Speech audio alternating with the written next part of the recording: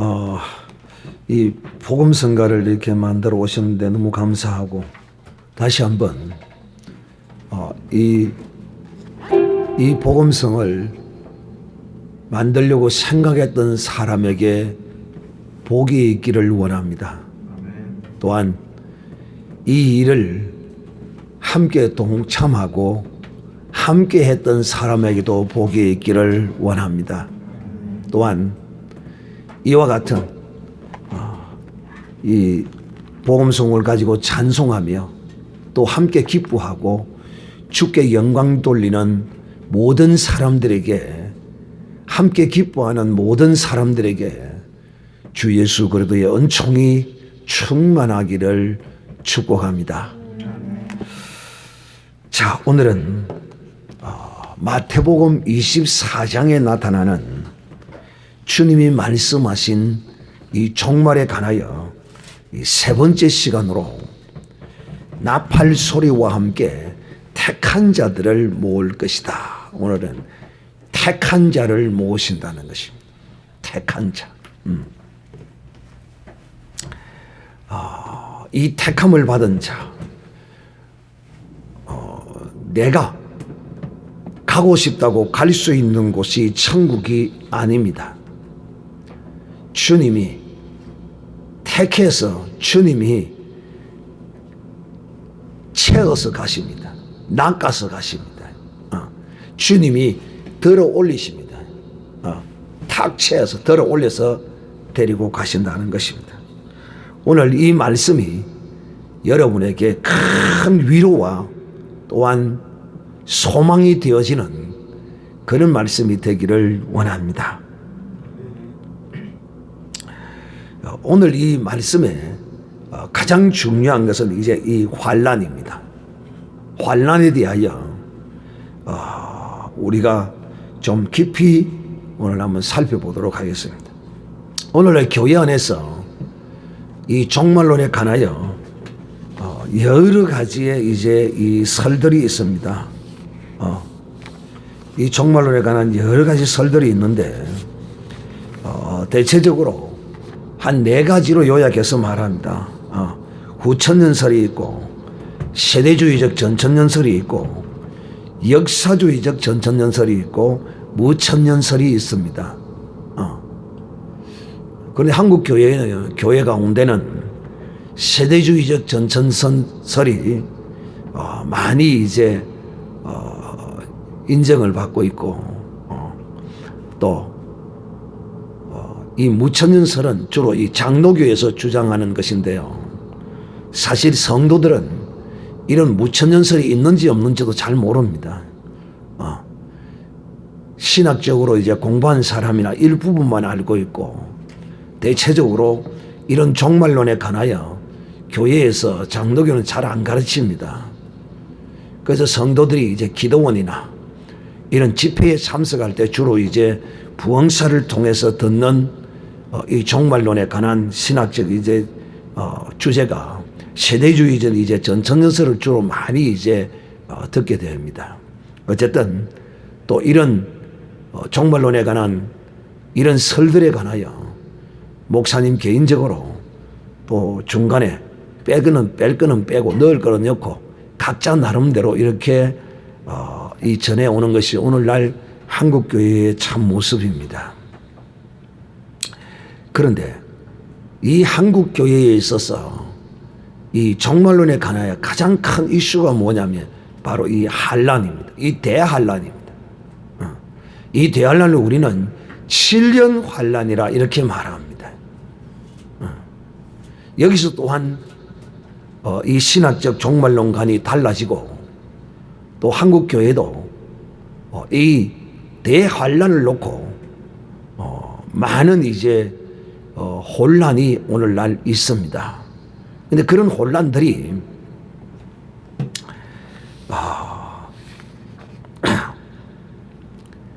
일어나는 가운데 우리는 어떤 신앙관을 가지고 이 대환난을 봐야 할 것인가에 대하여 오늘 핵심적으로 여러분에게 말씀을 드리고자 하는 것입니다.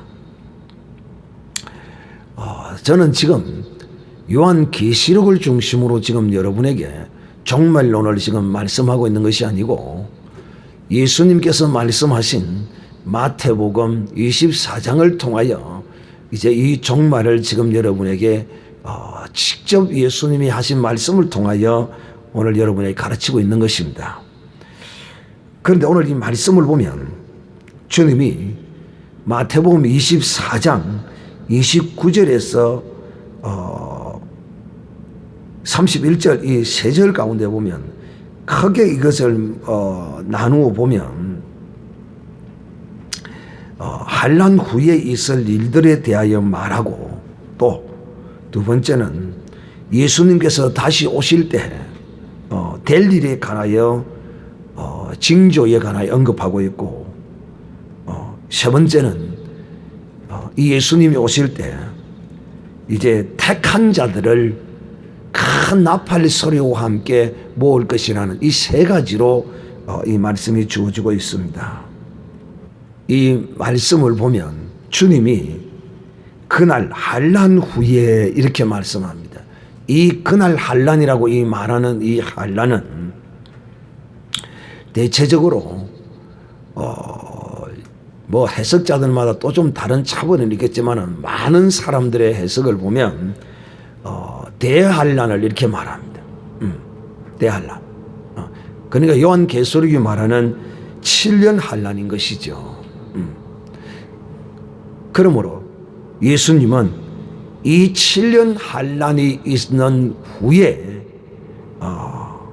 환난 후라고 분명히 못을 박았습니다. 그래서 이 말씀을 따라서 어떤 이제 불의의 이 종말론이 나오느냐면 환난을 통과해야 된다는 종말론이 여기서 나옵니다. 그러면 이 세대주의적 전천년 설에 의하면 환난 전의 휴거를 말합니다. 여기서 이제 신학적으로 딱 갈라서게 됩니다. 제가 이런 말씀을 전하면 사람들은 저를 보고 그러면 목사님은 어떤 종말론관을 가지고 있는 이렇게 말할 것입니다. 또 환난 전 휴거를 말하는 사람들은 또 그 핵심 구절이 계시록 3장 10절 시험의 때를 면하게 할 것이다. 또 세대주의적 전천년설에 이제 그 계시록을 순서대로 분석하는 그런 종말론에 의하면 교회 시대가 3장 요한계시록 3장 교회 시대가 끝나면 바로 이제 휴거가 있을 것이고 환난에 들어가게 된다 이렇게 말하고 3년 반에 이제 유대인들이 입맞은 자 14만 4천이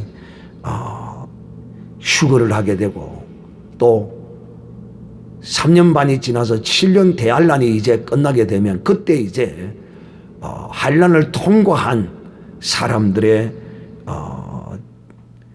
휴거가 있을 것이다. 이렇게 이제 세 단계의 휴거로 이렇게 말하고 있지만은 이 환란 후의 휴거설을 말하는 사람들이 바로 그 근거를 여기서 이제 찾고 있는 것입니다. 그래서 여기서 보면 환란 후의 휴거설이 상당히 설득력을 가지는 그런 말씀이 되게 되는 것이죠. 자, 어떤 이 성경에는 여러 가지 설을 대변할 만한 그런 것이 참 많이 나와 있어요. 그러므로 우리는 이런 일에 관하여 어떻게 받아들여야 할 것인가? 우리는 이렇게 받아야 합니다. 이런 설 저런 설을 믿지 말고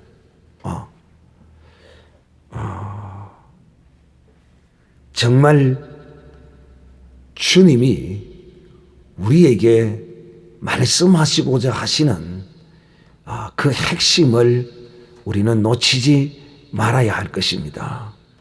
특히 오늘 이 마태복음 24장 29절에서 31절의 말씀 가운데 우리의 가장 큰 위로와 이 소망이 되는 이 말씀은 환난 전에 휴거가 있을 것인가 환난 이후에 휴거가 있을 것인가에 대한 이것보다는 무엇보다도 바로 이 택한 자들이 들림을 밟게 될 것이다. 택한 자들. 오늘 우리의 초점은 여기에 맞추어져 있어야 하고 또 우리가 택함을 받았다면 택함을 받은 하나님의 사람으로서 하나님의 자녀로서의 이런 신앙의 삶을 어떻게 살아야 할 것인가에 이런 초점이 맞추어져야 할 것이 아닌가 저는 이렇게 생각을 하는 것입니다. 그래서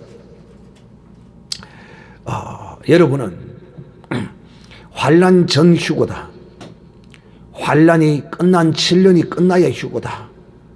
하는 이런 종말론적 개념에 관하여 어떤 믿음을 가져서는 아니 됩니다. 다만 우리가 가져야 할 믿음은 환난 전 휴거설의 믿음을 가지는 것도 아니요 환난 후에 믿음을 가지는 것도 아니요 우리에게는 주님이 우리를 들어 올리실 것이다. 분명히 우리는 들림을 밟게 될 것이다. 또 우리의 소망이 있다면 환난을 당하지 아니하고 들림을 받기를 소망하는 이런 소망은 가질 수 있으나 주님이 우리를 환난 전에 들어 올리실 것이다. 환난 후에 들어 올릴 것이다는 이런 개념 자체는 우리에게 해당치 않는다는 사실을 오늘 여러분은 이 말씀을 통하여 분명히 기억하시기를 바랍니다. 왜? 자, 환난 후에 휴거가 있을 것이다. 이런 믿음을 가진 사람은 어떤 문제가 생기느냐 하면 큰 문제가 생깁니다. 왜? 성경은 우리에게 네 믿음대로 되라 이렇게 말합니다. 우리가 어떤 믿음을 가지고 있든지 그 믿음대로 되게 되어 있습니다. 사라는 게 만약에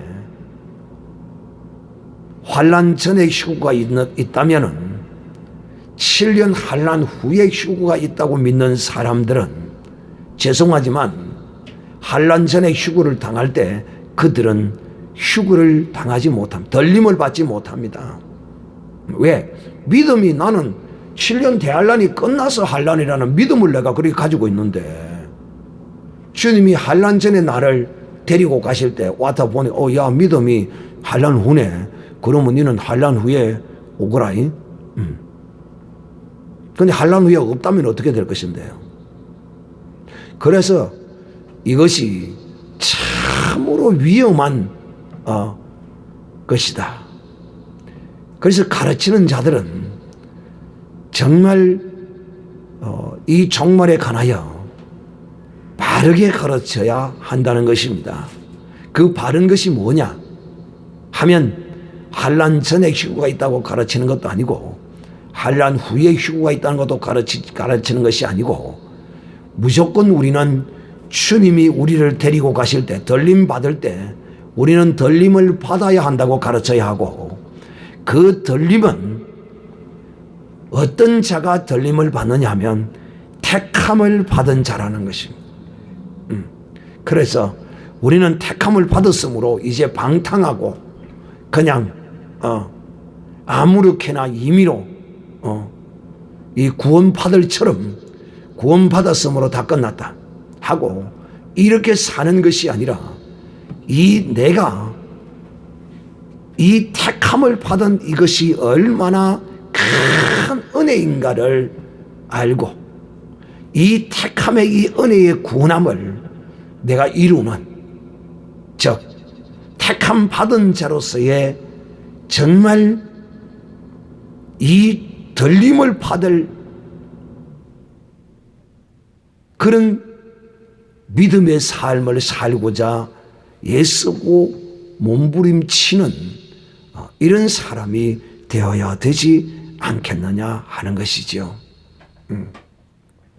이 택함을 받은 자라고 말씀을 주님이 하시는데 여러분 이 말씀으로만 보면 택함 받은 자들은 무조건 들림을 받는다.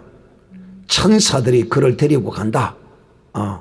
라고 이렇게 볼 수 있지만은 여러분 택함 받았다고 주님이 다 데려가지는 않습니다.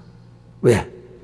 분명히 주님은 우리에게 25장을 통해서 또다시 이렇게 말씀하십니다. 마태복음 25장에 보면 10처녀의 비유가 나옵니다.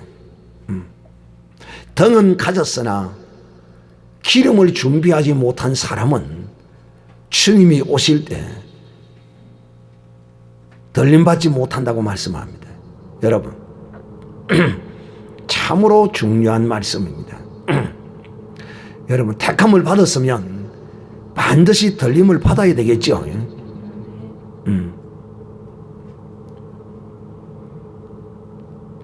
주님이 우리를 택할 때는 그 택하심 안에는 들림이 약속되어 있습니다. 그런데 그 들림도 또 조건부입니다. 마치 우리의 죄를 주님이 조건부적으로 용서해 놓으신 것과 같습니다. 그 말이 무슨 말이냐면 주님이 가르치신 기도에 보면 우리가 우리에게 죄 지은 자를 사하여 준 것 같이 우리 죄를 사하여 주옵소서 이렇게 말씀합니다.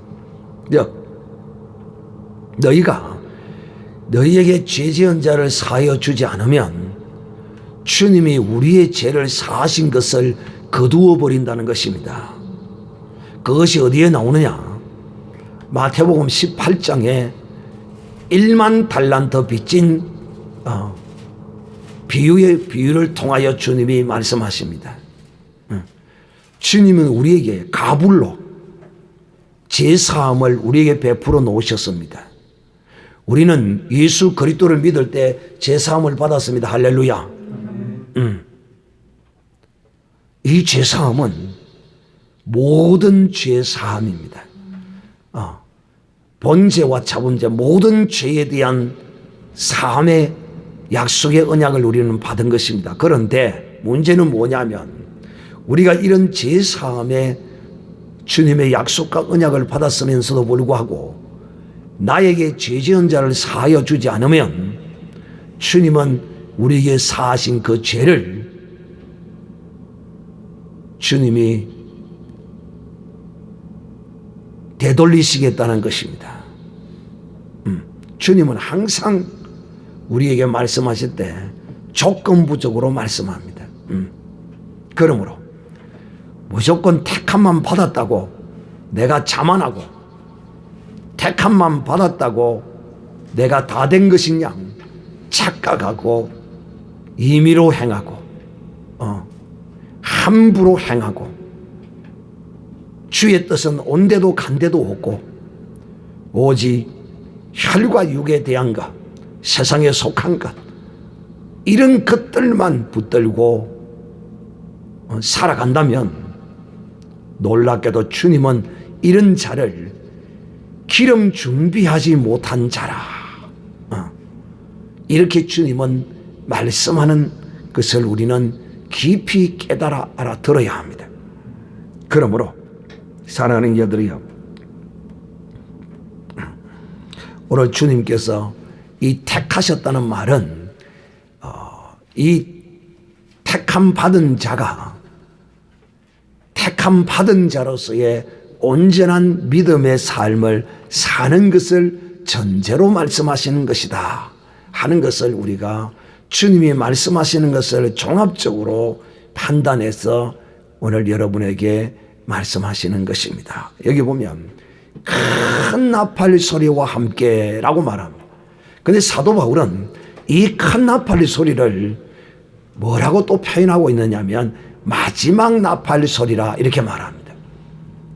그러니까 이 사도 바울이 얼마나 영감 있는 이 성령의 감동하심으로 고린도전서와 데살로니가 전서를 통하여 들림 받을 일에 대하여 자세히 우리에게 기록하고 있음을 알 수가 있는 것입니다. 즉, 이 큰 나팔 소리는 이제 주님이 올 때 이 천사들이 나팔을 부는데 마지막에 이제 부러지는 나팔이 처음 나팔 소리와 다르게 크게 들려지는 나팔 소리죠.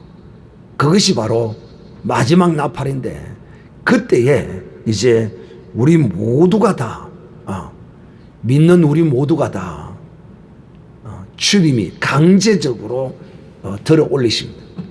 여기에는 사람의 어떤 이유와 어떤 사람에 관한 그 뜻과 어떤 것이 결코 가입할 수 없습니다. 오직 주님의 기쁘신 뜻대로만 들림을 입게 된다는 놀라운 사실입니다. 그래서 우리는 성경에 기록된 이 나팔절에 관하여 이 절기를 우리는 그리스도 안에서 정말 사모하는 이런 믿음을 가지는 하나님의 사람이 되어야 합니다. 절대로 우리는 주님이 천사들을 보내어서 우리를 데리러 오실 때 이때 우리가 데려감을 받지 못하면 큰일 나는 것입니다. 큰일 나는 것이에요. 그래서 이것을 우리는 신부가 신랑을 맞이하기 위해서 기다리는 열처녀의 비유와 같은 우리의 삶인 것을 주님이 우리에게 직접 말씀하신 것입니다.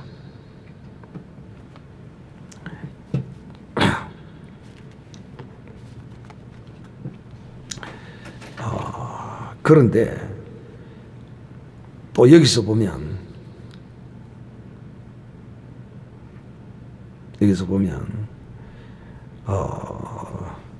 하늘 이 끝에서 저 끝까지 사방에서 모으리라 이런 말이 있습니다. 이런 말이 성경에 또 어디에 나오느냐 하면 신명기 4장 32절에 보면 보라 지난 날을 상고하여 보라 하늘 이 끝에서 저 끝까지 이런 큰 일이 있었느냐라고 말씀합니다. 여러분, 주님이 행하시는 이런 일은 항상 최초가 됩니다. 최초. 그런데 오늘날 대한민국에 어떤 정치가가 이런 말을 했습니다. 한 번도 경험해 보지 못한 것을 그런 세상을 경험하게 될 것이다. 이런 말을 했습니다. 이 얼마나 무서운 말인지 모릅니다. 여러분, 사람이 한 번도 전에 경험해 보지 못한 그런 세상을 경험하게 될 것이라는 그런 말이 얼마나 악하고 교만한 자가 이런 말을 할 수가 있다는 사실을 여러분은 알아야 하는 것입니다. 왜? 바로 하나님이 늘 지존하신 전능하신 하나님이 이런 말씀을 하시는 것입니다.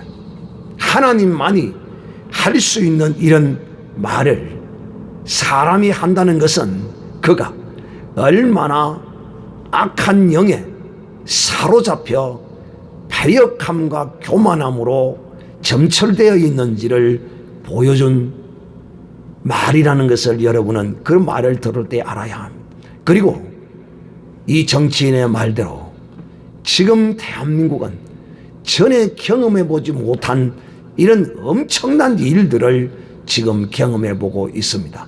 그 말대로 지금 이루어지고 있습니다. 그런데 그것이 여러분, 사람이 경험해보지 못한 것을 경험시키는 이것은 결코 사람에게 생명을 주거나 유익한 것을 주지 못해요.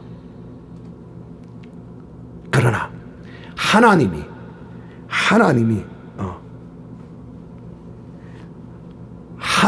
행하시는 경험해보지 못한 이런 것들을 우리가 경험할 때는 그야말로 우리는 기뻐하고 즐거워해야 하는 것입니다. 왜?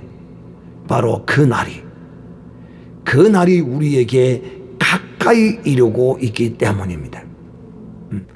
창세 이후로 보지 못하던 큰 환난이 닥치게 될 것이라는 그런 말씀인 것입니다. 여러분, 이 지금 24장 29절에 해가 어두워지고 달이 빛을 내지 아니하고 별들이 하늘에서 떨어지며 하늘의 권능들이 흔들리리라. 이 말씀을 신천지는 또 기가 막히게 해석을 합니다. 이 별들, 해는 목사고 별들은 전도사고, 이제 마지막 때는 이 교회, 이 기성 교회들의 목사와 전도사와 뭐 이런 장로들과 이런, 이걸 왜 이렇게 내가 해석을 하는지 참 나는 이해가 안 돼요. 그들이 성경 해석은. 그런데 여러분 또 지난번에 이 영상을 통해서 보셨겠지만은 안식 교도들이 그 중에 다는 그렇지 않지만은 안식 교도들이 이 해와 달과 별에 관하여 이것을 종말론과 비교해서 설명하는 것은 저는 안식 교도주의자가 아닙니다. 그들이 설명하는 데는 상당한 일리가 있어요. 왜냐하면 하나님이 해와 달과 별의 징조를 보일 것이라고 말씀을 하셨거든요. 그래서 그들이 그렇게 분석하는 데 대해서는 어느 정도 일리가 있고 우리가 그 부분에 대해서는 유심하여 볼 필요는 있습니다. 그러나 신천지가 이 해와 달과 별과 이 목사와 장로와 전도사 이런 식으로 해석하는 것은 이거는 그야말로 얼토당토 않는 그런 소리라 하는 것입니다. 지금 주님은 이 세상에 환난이 있은 대환난이 있는 이후에 큰 환난이 있은 이후에 바로 이제 인자의 임함을 보게 될 것임을 지금 말씀하고 있는 것입니다. 인자의 임함이 있을 때 실제적으로 이 해는 진짜 이거 해예요. 저 해가 어두워진다는 거예요. 여러분, 주님이 십자가에 못 박히실 때 해가 어떻게 되었습니까? 해가 가리웠어요. 어두워졌어요.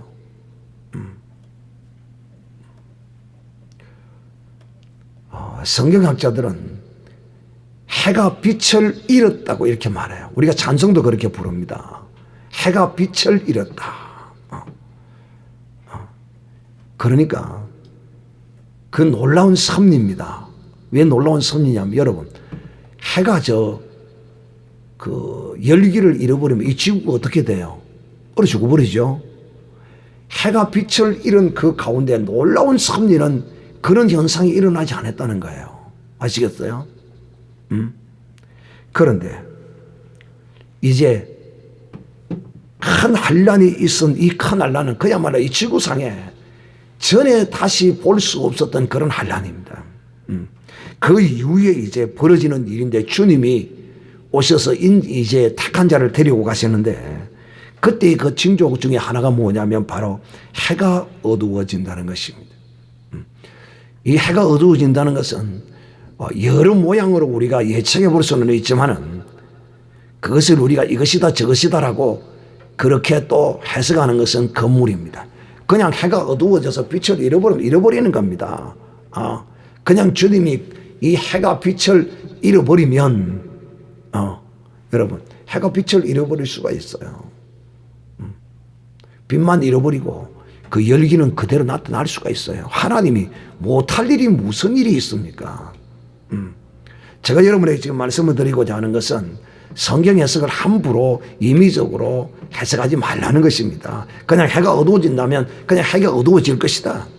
또 달이 빛을 내지 않는다. 그야말로 온 세계가, 천지가 어떻게 된다고요? 캄캄하게 된다는 것입니다. 여러분, 그리 되면 기쁘겠어요? 즐겁겠어요? 어떻게 되겠어요? 천지가 어두워지면 인간들이 어떻게 되겠어요? 무서워 두려워서 벌벌 떨게 된다. 계시록에 나오잖아요. 무서워도 두려워서 벌벌 떨게 될 것이다. 별들이 하늘에서 떨어진다. 이 별들. 와, 그냥 이 별들이 여러분 하늘에서 떨어져 보세요. 다행히 이 지구를 피하여서 떨어진다 하더라도 그 여러분 떨어지는 그 광경을 쳐다보면 그야말로 우주쇼를 보고 즐거워하겠습니까? No. 뭐 객이 월식 뭐 일식 월식 사는 거는 보면서 뭐 만개를 보고 막 한성도 지르면서 볼지 모르지만은 이 환란이 있는 이후에 벌어지는 이런 사건들에 관하여서는 그렇게 볼 수 없습니다. 두려워서 벌벌 떠는 이상이 그런 일이 이제 일어나게 될 것입니다. 그때에 이제 여러분 그것과 동시에 어떤 일이 벌어지냐면 인자의 징조가 하늘에서 보이겠다. 그래서 그런 일이 있으면 우리는 정말 엎드려서 이 세상 사람들은 어떻게 하느냐면 이렇게 한다고 그래요. 그때 땅의 모든 족속들이 통곡하며 그들이 인자가 구름 타고 능력과 큰 영광으로 오는 것을 보리라. 그때 땅의 모든 족속들이 통곡하며 여러분 울고불고 난리 나는 거죠. 하늘의 권능이 흔들리는데 여러분 번개만 치도 여러분 어떻게 해요? 번개만 쳐도 여러분 어떻게 해요? 번개가 치는데 아무렇지 않는 사람 여기 있습니까?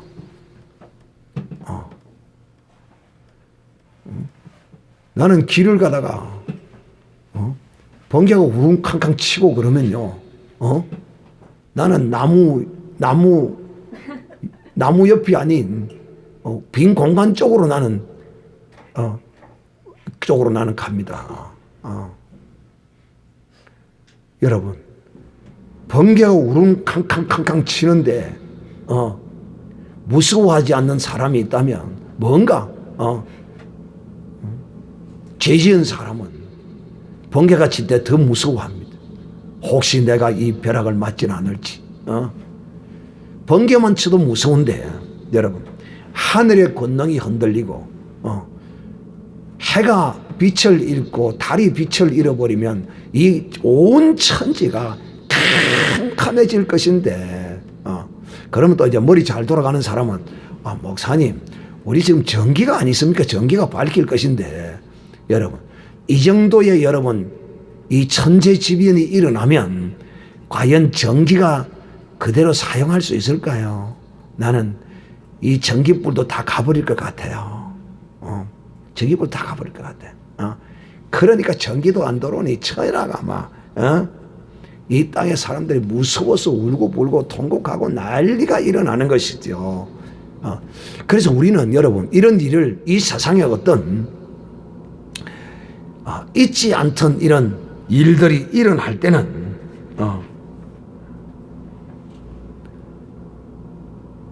우리는 머리를 들고 정녕 주님의 임하심이 있는지 우리는 살펴야 할 것입니다. 그리고 우리는 이런 일이 있으면 주님이 오시지는 않을까, 주의 이름을 부르고 마라나타 찬송을 해야 할 것입니다. 그러니 하나님의 사람은 여러분 이 세상에 한 번도 경험해 보지 못하는 이런 일들이 사람이 인위적으로 만들어내는 그런 쇼 말고요, 정치꾼들이 만들어내는 그런 쇼 말고 말입니다. 지금 이 대한민국은 한 번도 경험해보지 못한 일을 지금 엄청 경험하고 있습니다. 검찰총장을 해임시키기라고 지금 쇼를 벌이고 있는 이런 일도 전에 있는 일이 아니에요. 그야말로 지금 대한민국에는 그런 생쇼를 지금 계속 지금 벌여나가게 될 것입니다. 하나님의 이 거룩한 역사의 말입니다. 창세 이후로부터 지금까지 한 번도 본 일이 없는 그런 엄청난 일들이 이 환란 이후에 있을 것이라는 것입니다. 여러분, 이 환란도 대단한데 그래요, 안 그래요? 이 환란도 얼마나 힘들겠어요. 그런데 환란 후에 일어나는 이 하늘의 징조, 여기에 무서워 떨지 않는 인간은 참 인간이 아닐 겁니다. 그러나 우리는 이런 무서움 가운데서도 주님이 오시려 모양이다. 주님이 오실 모양이다. 주님이 오신다는 그 기대감과 소망으로 이런 환란을 결코 두려워해서는 아니 됩니다.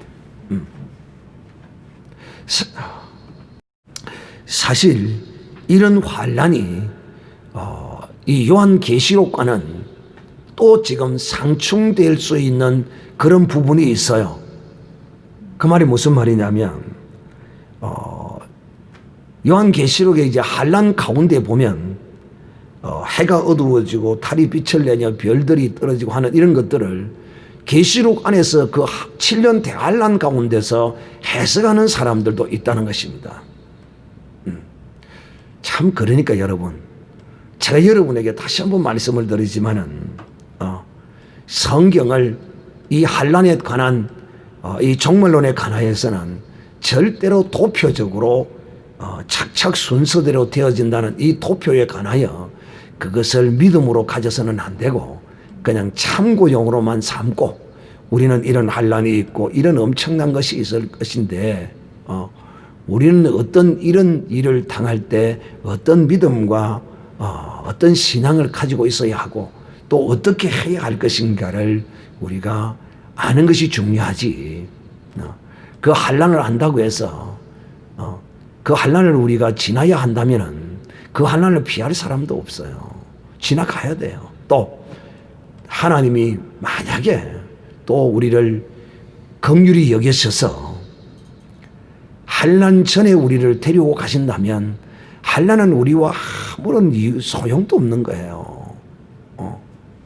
그러므로 우리는 정녕 이런 징조와 한 번도 경험해 보지 못한 창세 이후로 경험해 보지 못한 이런 환란이 우리에게 닥쳐오거든 정말 우리는 무릎을 꿇고 주님 오시기를 사모함과 간구함으로 우리의 연약함과 허물을 주께 내려놓고 거룩함을 입는 어린 양 예수 그리스도의 물과 피로 뿔에서 정결함을 입는 신부로서의 이런 모습을 우리가 가져야 할 것이라는 것을 우리가 알아야 할 것이라는 것입니다. 근데 예수님께서 오실 때 천사장과 함께 오시리라 이렇게 말씀합니다. 데살로니가전서 4장 16절에 기록하기를 주께서 호령과 천사장의 소리와 하늘의 나팔로서 친히 하늘로 쫓아 강림하시리니 그리스도 안에서 죽은 자들이 먼저 일어나고 그 후에 우리 살아남은 자도 저희와 함께 구름 속으로 끌어올려 공중에서 주를 영접하리니 그리하여 우리가 주와 함께 있으리라. 이 말로 너희가 서로 위로해라 이렇게 말씀하죠. 예수님께서 오실 때 그냥 오는 것이 아니라 그분이 천사장을 거느리고 오신다는 거예요. 그분이 곧 바로 하나님이시라는 거예요. 하늘 보호자가 주님이 오실 때 바로 움직이는 거예요. 하늘 보호자가 말해요.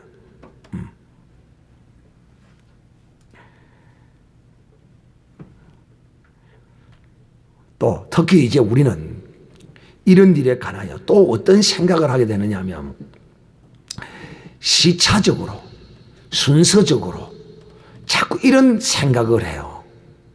그 말이 무슨 말이냐면 목사님 해가 어두워지고 달이 빛을 내지 않고 별들이 하늘에 떨어지고 하늘의 건너기 흔들리는 시간이 얼마나 됩니까? 그건 나도 몰라요. 그건 저 모르죠. 그때에 많은 사람들이 통곡할 것이라고 했는데 울고불고 무서워서 막 난리를 지을 것이라고 했는데 그 시차가 어느 정도 될까요? 한 1시간 될까요? 2시간 될까요? 나도 몰라요.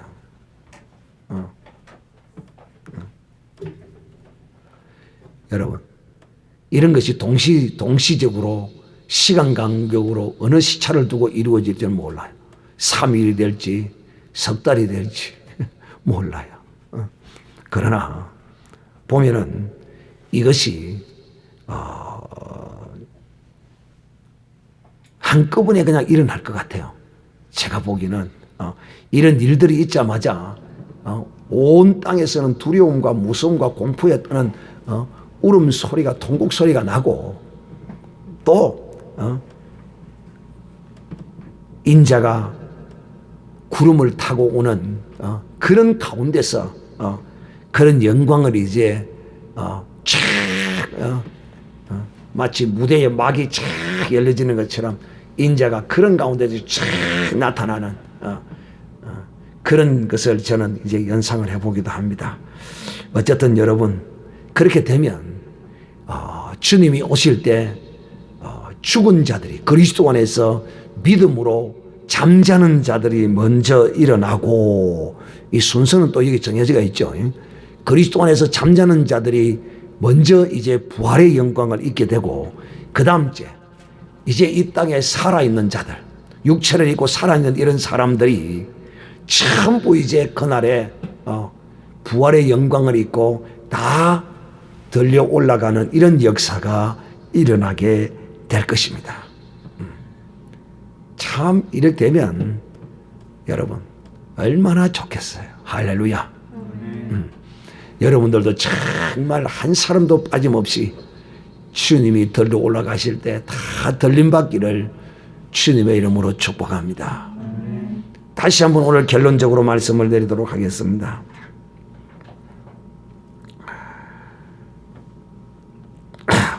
마지막 나팔에 큰 나팔 소리와 함께 호련히 순식간에 다 변화할 것이다. 고린도전서 15장 51절에 이렇게 기록하고 있습니다. 나팔 소리가 나면 죽은 자들이 썩지 아니할 것으로 다시 살고 우리도 변화하리니 이 썩을 것이 불과 불 썩지 아니할 것을 입겠고 죽을 것이 죽지 아니함을 입으리니 이 썩을 것이 썩지 아니함을 입고 이 죽을 것이 죽지 아니함을 입을 때에는 사망이 이김에 삼킨 바 되리라고 기록된 말씀이 응하리라. 이제는 여러분 이 사망 권세가 이 부활의 영광을 입은 자에게는 끝나버리고 마는 것입니다. 육신을 입고 있는 우리에게는 이 사망 권세가 우리를 이 사망으로 이끌고 가기 위해서 온갖 것으로 유혹하고 미혹하지만은 이제 주님의 이 부활의 영광의 몸이 우리를 확 덮어버릴 때 이 썩을 몸, 죽을 몸이죠. 욕된 몸, 그야말로 죄악된 이 몸이 주님의 거룩한 영광의 부활의 몸을 입을 것이라는 것입니다. 어떤 사람이 바로 첫째는 택함을 입어야 하고 택함을 입지 않는 이방 사람은 전혀 해당이 되지를 않습니다. 저들은 믿는 자들이 들림을 받아서 택함을 받아서 가도 이상하다 하고 그냥 유수로 끝나버릴지 몰라요. 유수로 한 방 지나가 버리 끝나버릴지 몰라요. 그것이 기독교인들이 말하던 휴구인 것을 저들은 모를 수도 있어요. 모를 수가 있어요. 그러나 사랑하는 형제들이여, 우리는 그 휴구를 당할 때 참으로 이 사망을 맛보지 아니하고 사망을 맛보지 아니하고 하나님의 영광을 잊게 되는 자는 참으로 복 있는 사람입니다. 사망을 맛보지 않는 거, 이거 인류가 꿈꾸던 거 아닙니까? 진시 황제가 꿈꾸던 거 아닙니까? 영생불사를 위해서 불로초를 구하러 다니던 이 진시 황제의 그 꿈이 바로 예수 그리스도가 불로초입니다. 할렐루야. 나는 불로초를 먹었다. 시합은 시작. 나는 불로초를 먹었다. 나는 불로초를 먹었다. 나는 불로초를 먹었다. 할렐루야. 이 불로초를 우리는 인간이 찾으러 다니지만 찾을 수가 없었어. 그러나 이 불로초는 하나님이 주십니다. 할렐루야. 바로 예수 그리스도인 것입니다. 바로 택함 받은 자에게 하나님은 이 불로초를 주시는 것입니다. 그리고 이 영원한 이 몸을 입으면 다시는 사망의 그런 것들의 유혹도 없을 뿐만 아니라 이제는 영원히 존재하는, 하나님의 나라에 존재하는 그리스도와 더불어 영원히 사는 이런 역사가 일어나게 될 것이므로, 여러분, 우리가 이제는 택함을 받았기에 어떻게 살아야 되겠어요? 택함 받은 자로서의 바른 신실한 믿음의 삶을 살아야 되지 않겠습니까? 말로만이 믿는 것이 아니고 행함이 없는 믿음은 죽은 믿음이라고 하셨어요. 그러므로 우리는 주 안에서 진실로 믿음으로 행하고 믿음으로 사는, 오직 믿음으로 죽고 사는 이런 자가 되어야 하지 않겠느냐 하는 것입니다. 주께서 큰 나팔 소리로, 마지막 나팔 소리에 우리가 홀연히 변화할 것인데 바로 그 변화를 받은 자는 택한 자요. 이 택한 자는 반드시 기름 준비해야 되고, 기름 준비한 자는 바로 세마포 옷을 입은 자라는 것입니다. 성도들이 이제 우리가 거룩한 행실을 하고 살아야 합니다. 이 세상 사람들과 구별된 생각과 행함이 있어야 된다 이 말입니다. 어찌 하나님의 백성과 하나님의 백성이 아닌 자들이 같을 수가 있습니까? 결코 같을 수가 없다. 같을 수가 없어. 그러므로 마지막 나팔의 소리와 함께 우리가 다 들림받아서 주와 함께 영광에 이르기 위해서는 기름 준비해야 되고 거룩한 행실을 통하여 하나님을 기쁘시게 하는 삶을 살고 믿음으로 사는 하나님의 사람들이 되기를 주님의 이름으로 축복합니다. 우리 찬송가